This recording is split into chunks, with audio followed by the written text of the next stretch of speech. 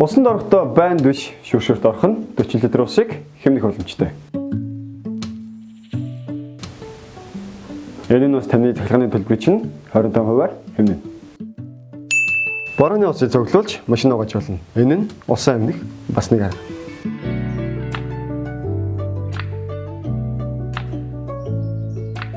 Шүтээ угааж байхдаа усны зураг хаач хөвшвөл 18 литр ус хэмнэх боломжтой. Ингэж хэмнэвэл 7 хоногт 504 ширхэг лонх дүүргэн. 0-ын усаа татахдаа бид 9 литр ус хэмнэх боломжтой. Угаалгын машинаар ховцоо угааж байхдаа цөөнөр нь биш дүүргэж байгаа дугаарвал 80 литр ус хэмнэх боломжтой. Ус гоожж байгаа цоргоо засах хэрэгтэй. Ингэснээр жил 5500 литр ус хэмнэж чадна. Энэ нь гал онтрогч 5 автомашины дүүрэх хэмжээний ус юм. Ийм багахан өөрчлөлтийг бид өөрөөсөө хийхэд маш их ус хэмнэх боломжтой.